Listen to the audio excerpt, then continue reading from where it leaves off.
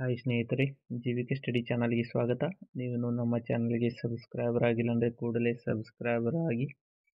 ಇವತ್ತಿನ ದಿನ ಜೂನ್ 19ರಿಂದ 22ರವರೆಗೆ ಪ್ರಮುಖ ಪ್ರಚಲಿತ ಘಟನೆಗಳು. ಅದೇ ರೀತಿ ಮೊದಲನೇ ಪ್ರಶ್ನೆ, ಜಲಗಂಗಾ ಸಂರಕ್ಷಣಾ ಅಭಿಯಾನವನ್ನು ಇತ್ತೀಚೆಗೆ ಯಾವ ರಾಜ್ಯದಲ್ಲಿ ನಡೆಸಲಾಗುತ್ತಿದೆ?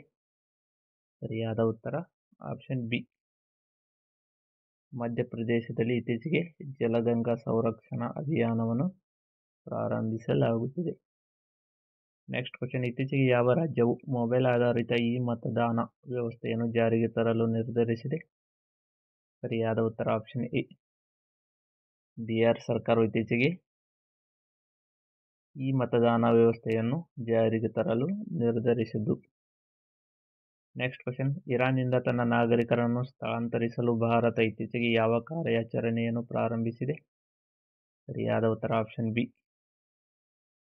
ಬಿ, ಆಪರೇಷನ್ ಸಿಂಧು ಎಂಬ ಕಾರ್ಯಾಚರಣೆಯನ್ನು ಇರಾನ್ನಿಂದ ತರಲು ನಾಗರಿಕರನ್ನು ಸ್ಥಳಾಂತರಿಸಲು ಈ ಕಾರ್ಯಾಚರಣೆಯನ್ನು ಪ್ರಾರಂಭಿಸಿದ್ದು. ನೆಕ್ಸ್ಟ್ ಕ್ವಶನ್, ಇತ್ತೀಚೆಗೆ ಸುದ್ದಿಯಲ್ಲಿದ್ದ ಕಾಳಿ ಹುಲಿ ಅಭಯಾರಣ್ಯ ಯಾವ ರಾಜ್ಯದಲ್ಲಿದೆ? ಸರಿಯಾದ ಉತ್ತರ ಆಪ್ಷನ್ ಡಿ, ಇದು ಕರ್ನಾಟಕ ರಾಜ್ಯದಲ್ಲಿರುವ ಕಾಳಿ ಹುಲಿ ಅಭಯಾರಣ್ಯ. ನೆಕ್ಸ್ಟ್ ಕ್ವಶನ್, ಇತ್ತೀಚೆಗೆ ನಿಧನ ಹೊಂದಿದ ಮಂಗಳಾ ಭಟ್ ಅವರು ಯಾವ ಕ್ಷೇತ್ರಕ್ಕೆ ಸಂಬಂಧಿಸಿದ್ದು? ಸರಿಯಾದ ಉತ್ತರ ಆಪ್ಷನ್ ಡಿ, ಇವರು ಕಥಕ್ ನೃತ್ಯಗಾರ್ತಿ. ಸರಿಯಾದ ಉತ್ತರ ಆಪ್ಷನ್ ಡಿ. ಬಾನ್ ಹವಾಮಾನ ಬದಲಾವಣೆ ಸಮ್ಮೇಳನ 2025 ಇತ್ತೀಚೆಗೆ ಯಾವ ದೇಶದಲ್ಲಿ ಆಯೋಜಿಸಲಾಗಿದೆ? ಸರಿಯಾದ ಉತ್ತರ ಆಪ್ಷನ್ ಎ, ಜರ್ಮನಿ ದೇಶದಲ್ಲಿ ಬಾನ್ ಹವಾಮಾನ ಬದಲಾವಣೆ ಸಮ್ಮೇಳನವನ್ನು ಆಯೋಜಿಸಲಾಗಿದ್ದು.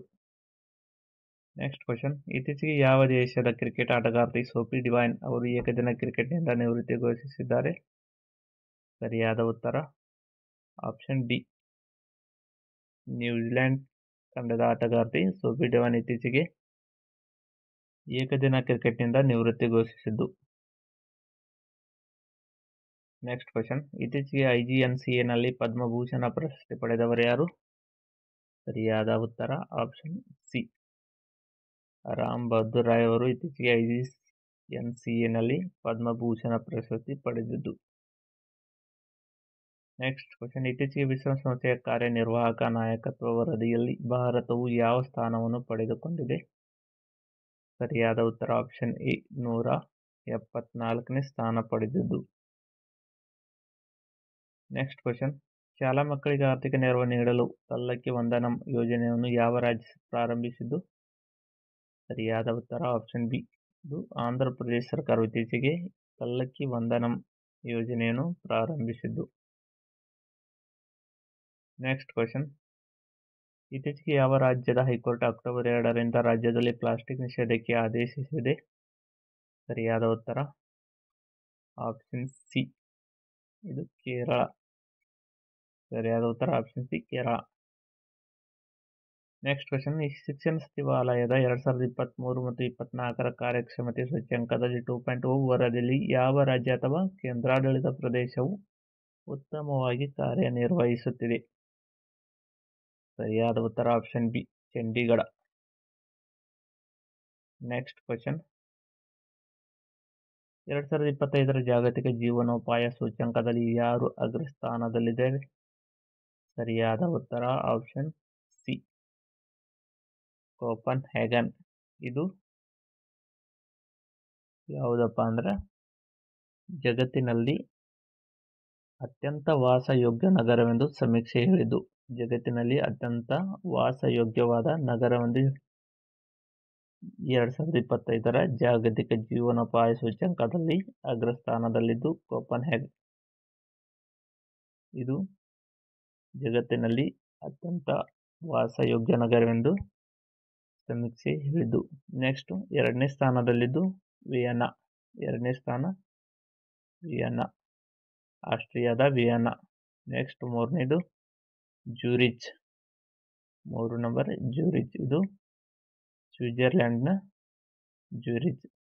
1ನೇದು ಡೆನ್ಮಾರ್ಕ್ನ ಡೆನ್ಮಾರ್ಕ್. 1ನೇ ಸ್ಥಾನ ಡೆನ್ಮಾರ್ಕ್ನ ಕೋಪನ್ ಹ್ಯಾಗನ್. ನೆಕ್ಸ್ಟ್ 2ನೇದು ವಿಯೆನ್ನಾ. ಆಸ್ಟ್ರಿಯಾದ ವಿಯೆನಾ. ನೆಕ್ಸ್ಟ್ 3ನೇದು ಜ್ಯೂರಿಚ್. ಇದು ಜಗತ್ತಿನಲ್ಲಿ ಅತ್ಯಂತ ವಾಸಯೋಗ್ಯ ನಗರವೆಂದು ಘೋಷಿಸಿದ್ದು. ನೆಕ್ಸ್ಟ್ ಕ್ವಶನ್, ಇತ್ತೀಚೆಗೆ ಪ್ರತಿಭಾ ಸೇತು ಪೋರ್ಟಲ್ ಪ್ರಾರಂಭಿಸಿದವರು ಯಾರು? ಸರಿಯಾದ ಉತ್ತರ ಆಪ್ಷನ್ ಸಿ, UPSC ಅವರು ಇತ್ತೀಚೆಗೆ ಪ್ರತಿಭಾ ಸೇತು ಎಂಬ ಪೋರ್ಟಲ್ ಅನ್ನು ಪ್ರಾರಂಭಿಸಿದ್ದು. ನೆಕ್ಸ್ಟ್ ಕ್ವಶನ್, ಪ್ರತಿ ವರ್ಷ ವಿಶ್ವ ಅಂತಾರಾಷ್ಟ್ರೀಯ ಯೋಗ ದಿನವನ್ನು ಯಾವಾಗ ಆಚರಿಸಲಾಗುತ್ತದೆ? ಸರಿಯಾದ ಉತ್ತರ ಆಪ್ಷನ್ ಬಿ, ಜೂನ್ 21ರಂದು ಪ್ರತಿ ವರ್ಷ ವಿಶ್ವ ಅಂತಾರಾಷ್ಟ್ರೀಯ ಯೋಗ ದಿನವನ್ನು ಆಚರಿಸಲಾಗುತ್ತದೆ.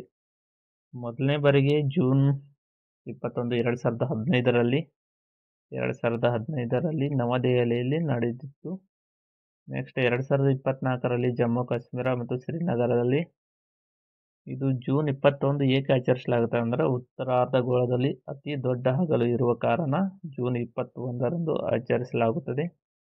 ಇದು 2025ರಲ್ಲಿ 11ನೇ ಅಂತಾರಾಷ್ಟ್ರೀಯ ಯೋಗ ದಿನವನ್ನು ಆಚರಿಸಲಾಗುತ್ತಿದೆ.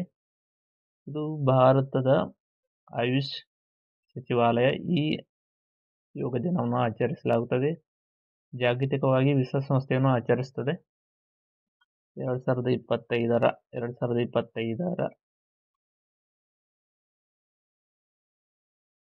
ಯೋಗ ಥೀಮ್ ಯಾವುದಪ್ಪ ಅಂದರೆ yoga for one earth one health. ಇದು ಒಂದು ಭೂಮಿಗಾಗಿ ಯೋಗ, ಒಂದು ಆರೋಗ್ಯ ಯೋಗದ ಥೀಮ್.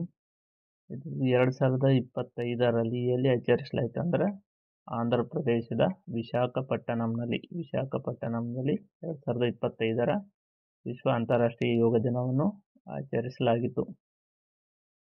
ನೆಕ್ಸ್ಟ್ ಕ್ವಶನ್, ಇತ್ತೀಚೆಗೆ ದಕ್ಷಿಣ ಭಾರತದ ಯಾವ ರಾಜ್ಯವು ಶಾಲೆಗಳಲ್ಲಿ ಹಿಂದಿಯನ್ನು ಸಾಮಾನ್ಯ 3ನೇ ಭಾಷೆಯಾಗಿ ಪರಿಚಯಿಸಿದೆ? ಸರಿಯಾದ ಉತ್ತರ ಆಪ್ಷನ್ ಡಿ, ಮಹಾರಾಷ್ಟ್ರ ಸರ್ಕಾರ ಇತ್ತೀಚೆಗೆ ದಕ್ಷಿಣ ಭಾರತದ ಶಾಲೆಗಳಲ್ಲಿ ಹಿಂದಿಯನ್ನು ಸಾಮಾನ್ಯವಾಗಿ 3ನೇ ಭಾಷೆಯಾಗಿ ಮಹಾರಾಷ್ಟ್ರದಲ್ಲಿ ಪರಿಚಯಿಸಲಾಯಿತು. ನೆಕ್ಸ್ಟ್ ಕ್ವಶನ್, ಭಾರತವು ಯಾವ ದೇಶದಿಂದ S-400 ವ್ಯವಸ್ಥೆಯನ್ನು ಆಮದು ಮಾಡಿಕೊಂಡಿದೆ? ಸರಿಯಾದ ಉತ್ತರ ಆಪ್ಷನ್ ಸಿ, ರಷ್ಯಾದಿಂದ S-400 ವ್ಯವಸ್ಥೆಯನ್ನು ಆಮದು ಮಾಡಿಕೊಂಡಿತು. Next question, Paris Diamond League 2025ರಲ್ಲಿ ಚಾಂಪಿಯನ್ ಆಗಿ ಹೊರಹೊಮ್ಮಿದವರು ಯಾರು? ಸರಿಯಾದ ಉತ್ತರ ಆಪ್ಷನ್ ಎ, ನೀರಜ್ ಚೋಪ್ರಾ ಅವರು ಪ್ಯಾರಿಸ್ ಡೈಮಂಡ್ ಲೀಗ್ನಲ್ಲಿ 2025ರ ಚಾಂಪಿಯನ್ ಆಗಿ ಹೊರಹೊಮ್ಮಿದ್ದು. ನೆಕ್ಸ್ಟ್ ಕ್ವಶನ್, ಇತ್ತೀಚೆಗೆ ವಿದ್ಯಾರ್ಥಿಗಳು ಕೋಚಿಂಗ್ ಕೇಂದ್ರಗಳ ಮೇಲಿನ ಅವಲಂಬನೆಯನ್ನು ಕಡಿಮೆ ಮಾಡಲು ಯಾರ ನೇತೃತ್ವದಲ್ಲಿ ಸಮಿತಿ ರಚಿಸಲಾಗಿದೆ? ಸರಿಯಾದ ಉತ್ತರ ಆಪ್ಷನ್ ಡಿ, ವಿನೀತ್ ಜೋಶಿ ಅವರ ಸಮಿತಿಯಲ್ಲಿ ರಚಿಸಲಾಗಿದ್ದು. ನೆಕ್ಸ್ಟ್ ಕ್ವಶನ್, ವಿಶ್ವ ಹೂಡಿಕೆ ವರದಿ 2025 ಬಿಡುಗಡೆ ಮಾಡಿದ ಸಂಸ್ಥೆ ಯಾವುದು? ಸರಿಯಾದ ಉತ್ತರ option C, UNCTD. United nation conference on trade and development. ಇದು ವಿಶ್ವಸಂಸ್ಥೆಯ ವ್ಯಾಪಾರ ಮತ್ತು ಅಭಿವೃದ್ಧಿ ಸಮ್ಮೇಳನ. ನೆಕ್ಸ್ಟ್ ಕ್ವಶನ್, ಇತ್ತೀಚೆಗೆ ಕ್ಯೂಸ್ ಬಿಡುಗಡೆಗೊಳಿಸಿದ ವಿಶ್ವದ ಅತ್ಯುತ್ತಮ ಶಿಕ್ಷಣ ಸಂಸ್ಥೆಗಳ ಪಟ್ಟಿಯಲ್ಲಿ ಭಾರತ ಎಷ್ಟು ಶಿಕ್ಷಣ ಸಂಸ್ಥೆಗಳು ಸ್ಥಾನ ಪಡೆದಿದೆ? ಸರಿಯಾದ ಉತ್ತರ ಆಪ್ಷನ್ ಬಿ, 54. ಒಟ್ಟು 54 ಶಿಕ್ಷಣ ಸಂಸ್ಥೆಗಳು ಭಾರತದ ಸ್ಥಾನ ಪಡೆದಿದ್ದು. ನೆಕ್ಸ್ಟ್ ಕ್ವಶನ್, ಇತ್ತೀಚೆಗೆ ನಿರಂತರ ಯೋಜನೆ ಯಾವ ರಾಜ್ಯದಲ್ಲಿ ಪ್ರಾರಂಭಿಸಲಾಯಿತು? ಸರಿಯಾದ ಉತ್ತರ ಆಪ್ಷನ್ ಎ, ಕರ್ನಾಟಕ ರಾಜ್ಯದಲ್ಲಿ ಇತ್ತೀಚೆಗೆ ನಿರಂತರ ಯೋಜನೆಯನ್ನು ಪ್ರಾರಂಭಿಸಲಾಗಿದೆ. ಇದು ಫೋಟೋ ಮೂಲಕ ವಿದ್ಯಾರ್ಥಿಗಳ ಹಾಜರಾತಿಯನ್ನು ಖಚಿತಪಡಿಸಿಕೊಳ್ಳುವ ವ್ಯವಸ್ಥೆಯಾಗಿದ್ದು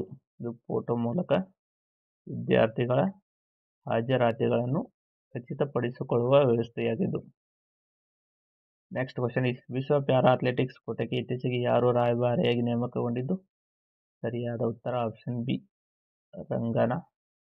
ಕಂಗನಾ ರನೌತ್ ಅವರು ಇತ್ತೀಚೆಗೆ ವಿಶ್ವ ಪ್ಯಾರಾ ಅಥ್ಲೆಟಿಕ್ಸ್ ಕೂಟಕ್ಕೆ ರಾಯಭಾರಿಯಾಗಿದ್ದು. ನಟಿಯಾದ ಕಂಗನಾ ರನೌತ್ ಹಾಗೂ ರಾಜಕಾರಣಿ